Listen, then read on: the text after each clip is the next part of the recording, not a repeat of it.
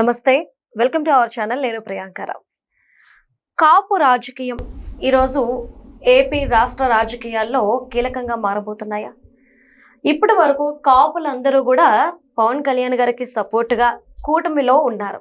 కానీ ఇప్పుడు జగన్మోహన్ రెడ్డి గారు ఒక కొత్త స్కెచ్ వేయబోతున్నారు. ఈ కాపు సామాజిక వర్గం మధ్య చిచ్చు పెట్టి లబ్ధి పొందాలని.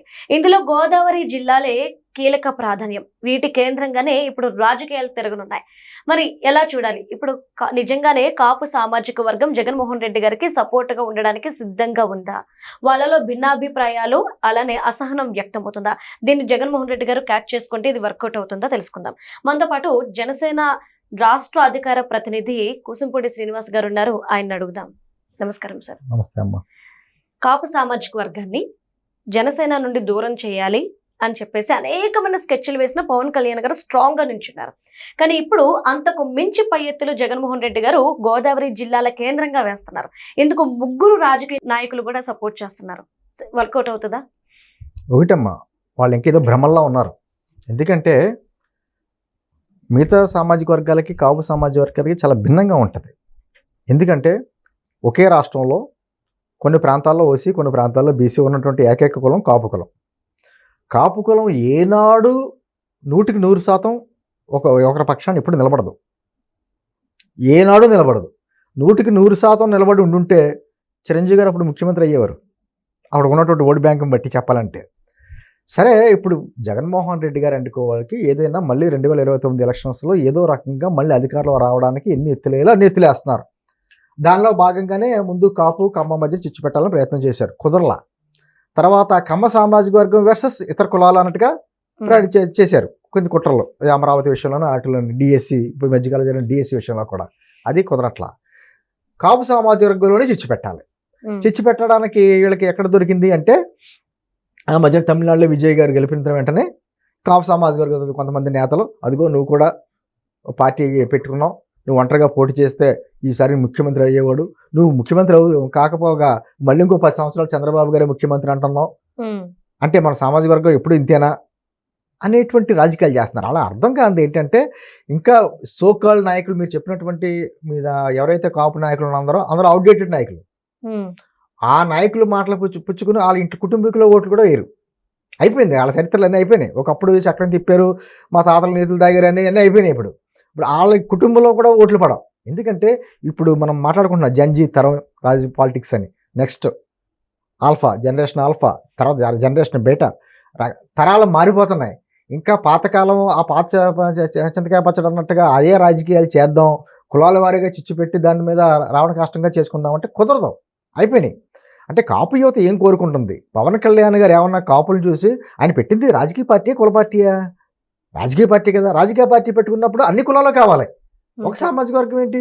ఒక సామాజిక వర్గ నేతగానే ఆయన ముద్ర వేయాలని విశ్వ ప్రయత్నం ప్రతిసారి చేస్తున్నారు. ఎన్నికలకు ముందే ఆయన చెప్పాడైనా కాపులు పెద్దన్న పాత్ర పోషించాలి అని. అదేవిధంగా మా పార్టీ మొదటి సిద్ధాంతమే కులాలను కలిపే ఆలోచన విధానం. మేము ఆ కాప కమ్మ లేకపోతే ఇంకో ఎస్సీయా బీసీయా ఈ క్యాస్ట్ చూడం. విషయం వ్యక్తుల మధ్య జరిగినటువంటి ఘర్షణ కావచ్చు, విషయం ఏదైనా కూడా ఆ విషయం మట్టుకు పరిమితం అవుతాం తప్ప వాటిలో కులాలు ఎదుగునేటువంటి రాజకీయాలు మేము ఎప్పుడు చేయం.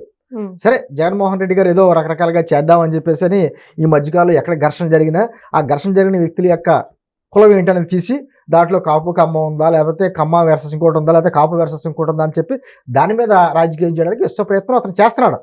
చెప్తున్నాను. ఇప్పుడు అదే వైఎస్ఆర్ కాంగ్రెస్ పార్టీ నాయకులు ఉన్నారు కదా, ఎవరైతే ఇప్పుడు మళ్ళీ ఈ నెల 21న ఎక్కడో సమావేశం అవుదాం, తర్వాత ఏమో ఏదో మిగతా చోట్ల కూడా సమావేశాలు ఏర్పాటు చేసి పవన్ కళ్యాణ్ గారికి వ్యతిరేకంగా లేకపోతే కూటమి పార్టీలకి వ్యతిరేకంగా జగన్మోహన్ రెడ్డి గారికి అనుకూలంగా తయారు చేద్దాం అనేటువంటి ప్రయత్నాలు చేస్తున్నారట్టుగా వార్తలు వచ్చినాయి.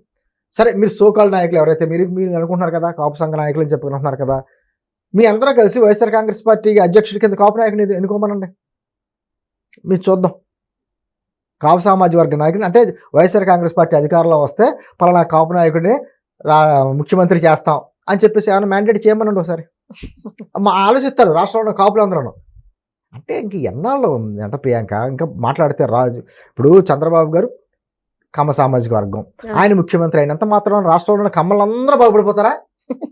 జగన్మోహన్ రెడ్డి గారు ముఖ్యమంత్రి అయ్యాడు, 5 సంవత్సరాలు చేశాడు. ఆయన చేసినప్పుడు రాష్ట్రంలో రెడ్లందరూ బాగుపడిపోయారా? ఆయన ముఖ్యమంత్రి అయితే ఎక్కడ ఉన్న ఆరవెల్లో ఉన్న రెడ్డికి కావచ్చు, లేకపోతే అనంతపురంలో ఉన్న రెడ్డికి కావచ్చు, ఏంటి ఉపయోగం? అంతే ఆ తెల్లారు లెగిస్తే ఆ రెడ్డి గారు బయటకు వస్తే ఆ గోతుల రోడ్లోనే తిరగాలి, మరి ఆ స్కూల్ ఫీజుల గురించి నేను ఉద్యోగం చేసుకోవాలి, కింద మీద పడాలి, కుటుంబాన్ని పోషించుకోవాలి. జగన్మోహన్ రెడ్డి గారు మనోడు సీఎం అయ్యాడు అని చెప్పుకుంటాడు, కానీ ఏమైనా గడుతాయా? ఇంటే దేవనం జగన్మోహన్ రెడ్డి వచ్చి కడతాడా? ఎవరు బతుకులాలి? ఇంకా కులాల రాజకీయం ఏంటి? పవన్ కళ్యాణ్ గారు పదే పదే చెప్తుంది అదేనమ్మా. ఆంధ్రప్రదేశ్ కులాల మధ్యన చిక్కుకుపోయి ఇప్పటికే కూడా అదే రాజకీయాలు చేస్తుంది. తరం మారుతుంది, ఆలోచన విధానాలు మారుతున్నాయి. మేమేంటి, మా భవిష్యత్తు ఏంటి, నెక్స్ట్ మా బిడ్డల భవిష్యత్తు ఏంటి, చట్టబద్ధ పాలన ఉందా, మా బిడ్డలు బయటికి వెళ్ళి రక్షణగా సేఫ్గా ఇంటికి రాగలిగే అవకాశం ఉందా, ఏంటి మన రాష్ట్రం పరిస్థితి ఏంటి, ఇన్ని వనరులు ఉన్నా కూడా మన రాష్ట్రం ఎందుకు డెవలప్ అవ్వట్లేదు, ఏంటి రాజకీయాలు, ఏం చేస్తే రాష్ట్రం బాగుంటుంది, ఎవరి చేతిలో పెడితే రాష్ట్రం బాగుంటుంది, రాష్ట్రం బాగుంటే దేశం అంటే ఇటువంటి ఆలోచన విధానం వచ్చింది. ఇంకా పూర్వకాలం ఏదో 80s 90s చేసినట్టు రాజకీయాలు ఇప్పుడు చేద్దాం, మొత్తానికి ఏదో అది అమ్మను ఒక్కటి చెప్తాను, వాళ్ళు చెప్తే ఎవరింటారమ్మా కాపులు? కానీ సార్ మీరు ఎవరింటారు అనేసి అంటున్నారు. ఆ రోజు కాపు సామాజిక వర్గానికి చెందిన ఒక వ్యక్తి ఎవరైనా కానీ సీఎం అవ్వాలి అని చెప్పి ఆశపడిన వాళ్ళు చాలా మంది ఉన్నారు. ఫస్ట్ చిరంజీవి గారు అనుకున్నారు, అవ్వలేదు. పవన్ కళ్యాణ్ గారు అనుకున్నారు, ఆయన అవ్వట్లేదు. మరి అసంతృప్తి నేతలు కొంతమంది కాకపోతే కొంతమంది అని ఉంటారు, వాళ్ళైనా సపోర్ట్ చేస్తారుగా. నేను అంటుంది పవన్ కళ్యాణ్ గారు సీఎం కావాలని చెప్పి ఇప్పుడు జనసేన పార్టీ వ్యక్తిగా నేనేమంటాను, నా పార్టీ అధికారంలో రావాలి, అంతే, మా పవన్ కళ్యాణ్ గారు సీఎం కావాలనే కోరుకుంటాం. కానీ పరిస్థితులు నిర్ణయిస్తాయి, ఎవరిని ఎప్పుడు ఎక్కడ కూర్చోబెట్టాలని నిర్ణయించేది నాయకులు కాదు, పరిస్థితులు నిర్ణయిస్తాయి. మన ఆంధ్రప్రదేశ్ రాజకీయాలు భిన్నం మిగతా రాష్ట్రాలతో రాజకీయాలతోటి. సరే అసంతృప్తులు ఉంటాయి, ఇప్పుడు నాకు ఉండదా? ఇంత కష్టపడి పార్టీ పెట్టి ఇన్ని సంవత్సరాలు చేసిన తర్వాత ఈయన ఉప ముఖ్యమంత్రిగానే ఉండిపోయాడు, ఎప్పుడు ముఖ్యమంత్రి అని ఉంటుంది. కానీ ఒకవేళ ఆయనకే పదవి కావాలని ఆయన అధికారం గురించి తాపత్రయపడే వ్యక్తి అయితే అటువంటి రాజకీయాలే కానీ ఆయన చేస్తుంటే ఎలా రాష్ట్ర పరిస్థితి ఏంటి, రాష్ట్ర ప్రజల పరిస్థితి ఏంటి? రాష్ట్రం బాగుంటేనే ప్రజలు బాగుంటేనే కదా మన రాజకీయాలు ఏదైనా చేయొచ్చు. అంటే అసంతృప్తులు ఉండరా అంటే అసంతృప్తులు ఉంటారు, కానీ ఎంతవరకు రాష్ట్రం గురించి వాళ్ళ కుటుంబం గురించి ఆలోచించుకునే వ్యక్తులు ఉంటారు కదా, ఖచ్చితంగా అసంతృప్తి ఉంటుంది. ఆ అసంతృప్తిని ఏం చేయాలంటే దాన్ని ఎంతవరకు ఆలోచింపు చేసేలా ఉండాలి. అసంతృప్తి క్రాస్ అయిపోయి ఏదో విద్వేషాలు రేపేటువంటి పరిస్థితులు రాకూడదు. ఈ రోజు చేస్తుంది జగన్మోహన్ రెడ్డి గారు అండ్ కో బ్యాచ్ ఏంటంటే అదే, ఏదో రకంగా బలమైనటువంటి కాపు సామాజిక వర్గం వీళ్ళకి అండగా ఉంది కాబట్టి ఏదో రకంగా వాళ్ళ అసంతృప్తులు పెట్టాలి, కాపుల మధ్యన వాళ్ళని కులాల మధ్యన పెట్టి విచ్ఛిన్నం చేయాలి. సాధ్యం వాళ్ళకి. నేను అదే అంటాను, ముందుగా మళ్ళీ చెప్తున్నాను వాళ్ళకి డైరెక్ట్, మీరు వైఎస్ఆర్ కాంగ్రెస్ పార్టీలో ఉన్నటువంటి కాపు నేతలు అందరూ కలిసి ఎవరైతే మీటింగ్లు పెడుతున్నారో వాళ్ళందరూ కలిసి వైఎస్ఆర్ కాంగ్రెస్ పార్టీ అధికారంలోకి వస్తే పలానా కాపు నాయకుడిని ముఖ్యమంత్రి చేస్తామని లేకపోతే ముఖ్యమంత్రి అభ్యర్థి అని ప్రకటించి రాండి, మీ చేతనైందని చూద్దాం. నేను అదే కదా పవన్ కళ్యాణ్ గారు చెప్పింది, అదే కదా. సోకాల్డ్ కాపు నాయకులు ఎవరైతే బయటకు వచ్చి మాట్లాడుతున్నారో మేమేదో ధారబోసం, ఆస్తులు ధారబోసం, మా సమయం ధారబోసం, డబ్బు ధారబోసం అని రకరకాల పెద్ద పెద్ద మాటలు మాట్లాడుతున్నారు కదా. మీరందరూ కలిసి కూర్చుని ఒక కాపు నాయకుడిని ఎవరినొకరిని ఎన్నుకుని అతన్ని వైఎస్ఆర్ కాంగ్రెస్ పార్టీకి అధ్యక్షుడిగా చేసి అతన్ని ముఖ్యమంత్రిగా చేసి ఆ బాధ్యతలు మీరు తీసుకోండి. మేమేం చేయాలో మాకు తెలుసు. ఎందుకంటే ఈ రోజున ఒక చిత్తశుద్ధితోటి నిజాయితీతోటి రాష్ట్రాభివృద్ధి గురించి పనిచేస్తున్నటువంటి పవన్ కళ్యాణ్ గారిని కావచ్చు, లేకపోతే కూటమి ప్రభుత్వాన్ని కావచ్చు ఇబ్బంది పెడితే ఎవరు ఇబ్బంది పడతారమ్మా? వ్యక్తిగతంగా చంద్రబాబు గారికి, పవన్ కళ్యాణ్ గారికి, లోకేష్ గారికి ఏమైనా నష్టమా పదవులు లేకపోతే? ఈ రోజున పవన్ కళ్యాణ్ గారు ఏదైనా ఒక ఇలా వాటర్ బాటిల్ ఇలా పెట్టి తీసుకు చూపించి దాని గురించి యాడ్ చేశాడనుకో ఆయన 100 కోట్లు వస్తాయి. అంతే. ఆయనకి అవసరమా ఇటువంటి పనికిమాలందరితోటి మాటలు పడి తిట్లు తిని కుటుంబంలో ఆడవాళ్ళంతా కూడా తిట్టించుకుని ఇన్ని రకాలుగా చేసి ఆయన ప్రజా జీవితంలో ఎందుకు ఉండాలనుకుంటే అవసరం ఆయనకి? మరి అన్నీ వదులుకుని వచ్చాడు కదా ఆయన. ఎంత కష్టపడుతున్నాడు, ఆయన చేతి సొమ్ము ఎంత సొమ్ము ప్రజలు ఖర్చు పెడుతున్నాడుగా.